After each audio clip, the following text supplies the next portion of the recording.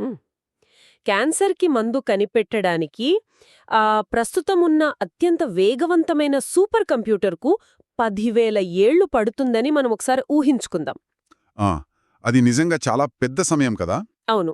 కానీ అదే పనిని కేవలం కొన్ని నిమిషాల్లో చేయగలిగే సాంకేతికత మన చేతికి వస్తే హ్మ్, అదే క్వాంటమ్ కంప్యూటింగ్. హ్మ్, ఈనాటి మన ఈ లోతైన విశ్లేషణ ముఖ్య ఉద్దేశం కూడా ఇదే. ఖచ్చితంగా. అయితే ఇది కేవలం సైంటిస్టులకు మాత్రమే పరిమితం కాదు. అదే కదా, సామాన్యులు కూడా ఈ భవిష్యత్ సాంకేతికతను ఎలా ఒడిసి పట్టుకోవచ్చో, ముఖ్యంగా నరేష్ ఐటీ లాంటి సంస్థలు దీనికి పునాది ఎలా వేస్తున్నాయో ఈరోజు మనం మాట్లాడుకుందాం. హ్మ్, ఇప్పుడు మనం చెప్పుకున్న ఆ 10,000 ఏళ్ల ఉదాహరణ ఉంది కదా, అది సరిగ్గా సరిపోతుంది.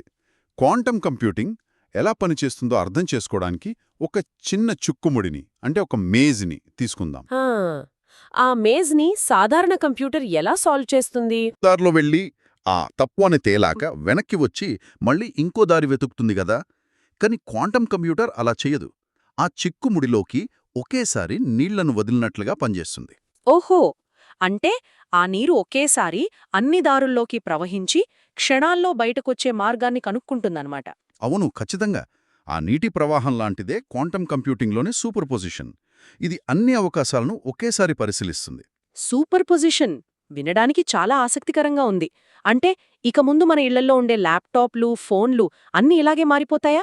మనం ఆడే గేమ్స్ కూడా ఫాస్ట్ అయిపోతాయా? మ్మ్, ఇక్కడే మనం కొంచెం పొరపడుతున్నాం. అంటే యూట్యూబ్ చూడటానికి లేదా ఎక్సెల్ షీట్ వాడటానికి క్వాంటం కంప్యూటర్లో అవసరం లేదు. హ్మ్. అంటే అవి మన ఫోన్లను రీప్లేస్ చేయవా? లేదు లేదు. ఎప్పటికీ పరిష్కరించలేని అతి సంక్లిష్టమైన సమస్యలను ఛేదించడం వాటి అసలు లక్ష్యం. ఉదాహరణకు కొత్త మందుల తయారీ, కోట్లాది అణువుల కలయికలను విశ్లేషించడానికి ఇవి బాగా పనికొస్తాయి. అవును, అది చాలా ముఖ్యం.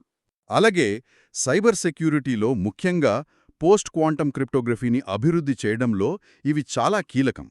ఒక్క నిమిషం. సైబర్ సెక్యూరిటీ అన్నారు కదా, అసలు దేని అవసరమేమిటి ఇక్కడ? అంటే ఇప్పుడు మనం వాడుతున్న బ్యాంకింగ్ పాస్వర్డ్లను లేదా ఎన్క్రిప్షన్లను హ్యాక్ చేయడానికి సాధారణ కంప్యూటర్లకు కొన్ని వేలేళ్లు పట్టొచ్చు. హ్మ్. కాని క్వాంటమ్ కంప్యూటర్లు వాటిని సెకన్లలో బ్రేక్ చేయగలవు. అబ్బా, అది చాలా ప్రమాదం కదా! అవును.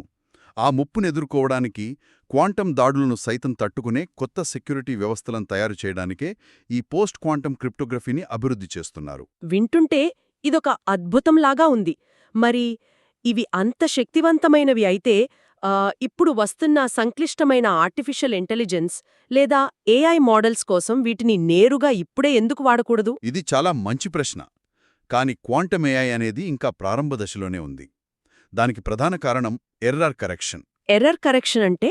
అంటే క్యూబిట్స్ అనేవి వాతావరణంలోని చిన్నపాటి ఉష్ణోగ్రత మార్పులకు లేదా మైక్రోవేవ్ శబ్దాలకు కూడా చాలా సులభంగా ప్రభావితమవుతాయి. ఓహో, అలాగా? అవును. దానివల్ల లెక్కల్లో వెంటనే తప్పులొస్తాయి. ఈ తప్పులను ఎప్పటికప్పుడు సరిదిద్దే టెక్నాలజీ ఇంకా పూర్తిస్థాయిలో రాలేదు. వందలాది సాధారణ క్యూబిట్స్ని కలిపి ఒక లాజికల్ క్యూబిట్గా మార్చే ప్రయత్నాలింకా ల్యాబ్ దశలోనే ఉన్నాయి. అంటే క్వాంటమ్ ఏఐని పూర్తిగా వాడుకోవడానికి ఇంకా చాలా సమయం పడుతుందన్నమాట. ఖచ్చితంగా పడుతుంది. కానీ నాకో చిన్న సందేహం.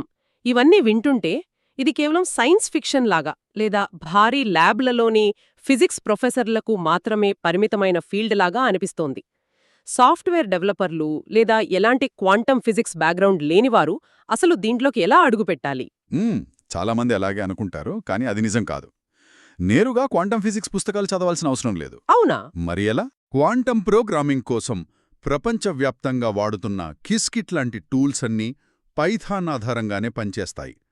కాబట్టి ముందుగా పైథాన్, డేటా సైన్స్, ఏఐ లాంటి బేసిక్స్ నేర్చుకుంటే ఈ ఫీల్డులోకి చాలా సులభంగా వెళ్ళొచ్చు. అంటే భవిష్యత్తు టెక్నాలజీలు ఎంత సంక్లిష్టంగా మారినా వాటికి మూలం పైథాన్ లాంటి బేసిక్స్ అనమాట. ఇక్కడే సరైన శిక్షణ ఇచ్చే సంస్థల అవసరం మనకు స్పష్టంగా కనిపిస్తోంది. అవును, సరైన గైడెన్స్ చాలా ముఖ్యం. ఉదాహరణకు మన హైదరాబాద్లోని నరేష్ ఐటీ లాంటి సంస్థలను తీసుకుంటే వారు విద్యార్థులను ఇలాంటి భవిష్యత్తు టెక్నాలజీలకు చాలా అద్భుతంగా సన్నద్ధం చేస్తున్నారు కదా. ఖచ్చితంగా. వాళ్ళ అప్రోచ్ చాలా ప్రాక్టికల్గా ఉంటుంది. అవును, ఎక్స్పర్ట్ ట్రైనర్స్, ప్రాక్టికల్ దృక్పథం మరియు 24 గంటల సపోర్ట్తో వాళ్లందించే పైథాన్, ఏఐ లాంటి కోర్సులు ఈ క్వాంటమ్ యుగానికి ఒక బలమైన లాంచ్ ప్యాడ్ లాగా ఉపయోగపడతాయి. నిజమే. సరైన పునాది ఉంటే క్వాంటమ్ కంప్యూటింగ్ వెనుక ఉన్న లాజిక్ అర్థం చేసుకోవడం కష్టమేమీ కాదు. నరేష్ ఐటీ లాంటి సంస్థలు అందించే నైపుణ్యాలతో కెరీర్ ప్రారంభిస్తే రేపటి తరం అడ్వాన్స్డ్ టెక్నాలజీలకు విద్యార్థులు ముందే సిద్ధంగా ఉంటారు. అర్థమైంది. అంటే క్వాంటం కంప్యూటింగ్ అనేది ఏదో మ్యాజిక్ కాదు, ప్రపంచంలోని అత్యంత జటిలమైన సమస్యలను పరిష్కరించడానికి రాబోతున్న ఒక పవర్ఫుల్ టూల్ మాత్రమే. అవును, 100% నిజం. అయితే ముగించే ముందు ఒక ఆలోచన. మనమిందాక ఒక చిక్కుముడిలోకి నీళ్లను వదిలినట్లుగా క్వాంటం కంప్యూటర్ పనిచేస్తుందని మాట్లాడుకున్నాం కదా.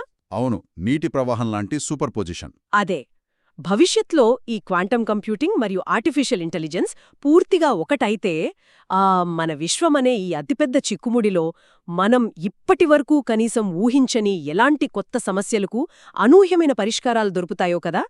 దీని గురించి కాస్త లోతుగా ఆలోచించండి.